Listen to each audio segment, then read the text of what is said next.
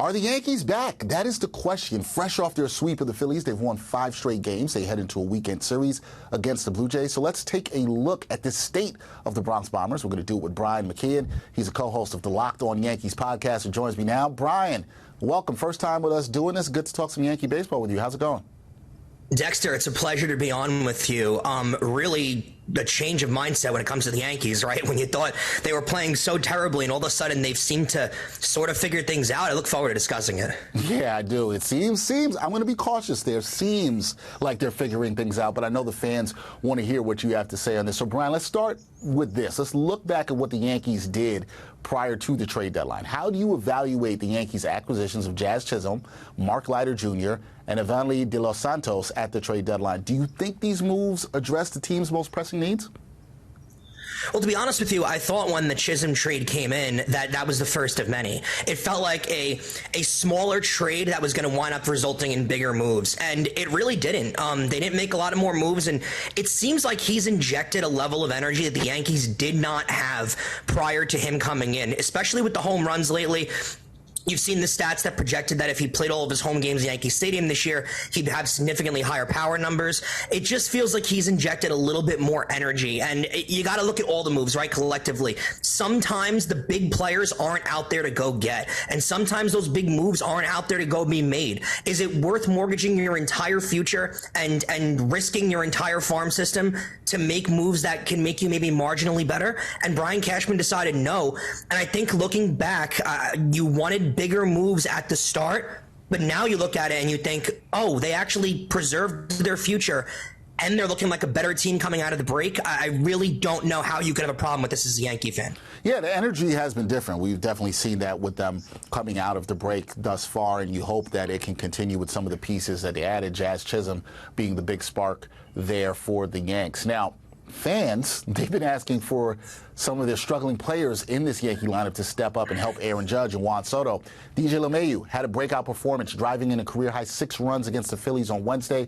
Do you think this is a sign of him turning the corner for the remainder of the season?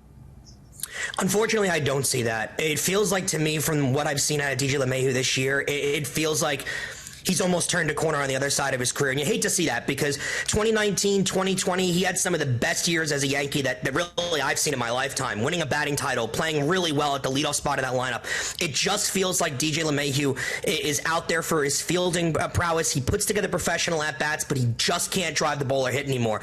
He had the grand slam the other day, and it felt like an excuse me swing that made it out of the park. I hate to see it, because DJ LeMahieu is really is going to go down as an awesome Yankee and a really solid run with this team, but I don't know if their plans were, if they could have made more moves, if their plans were to have him in the future of this team. I really don't think they are. All right, so not buying that he's turning things around this season, and currently, we talked about it at the top, 5-game winning streak for the Bronx Bombers, including a sweep of the Phillies.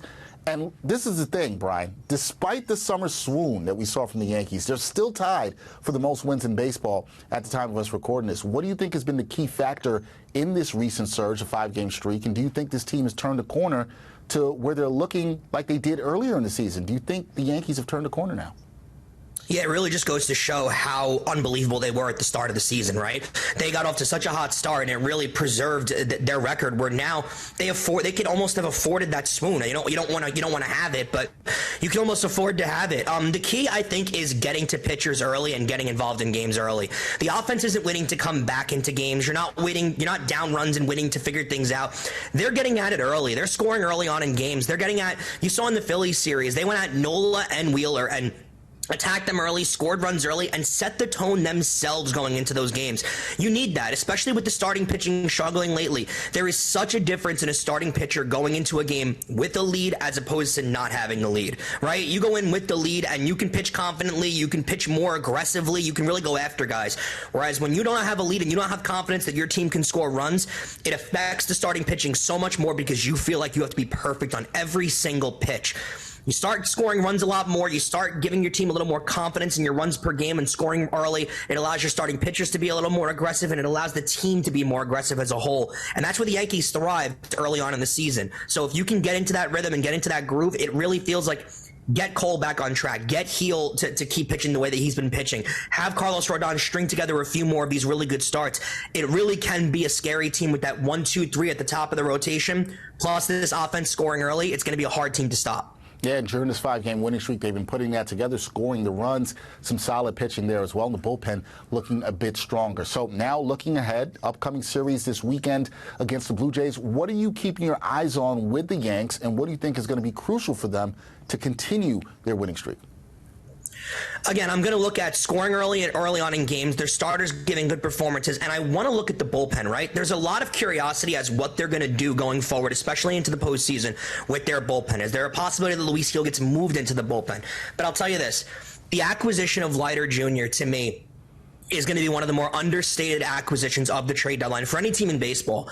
He is such the perfect bullpen deep inning guy. He's got a deadpan attitude out there. He doesn't seem to care what's going on. He doesn't get flustered. You saw in the Phillies game the other day, right? He loads the bases. That's a perfect example of where 90% of bullpen pitchers in Major League Baseball start to get flustered, start to get worried, and things break. And Leiter just stayed out there, cool, calm, collected, got the strikeout, got out of the inning.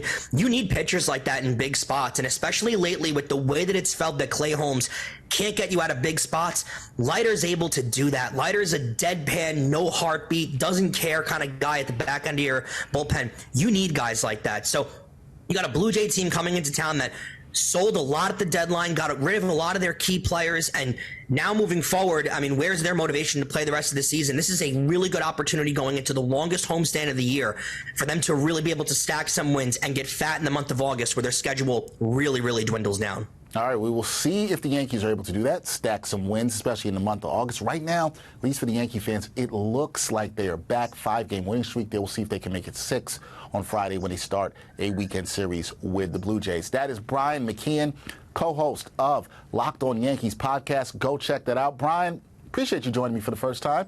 We'll do this again soon, my friend. Thank you so much. Thanks, Dexter. Appreciate your time.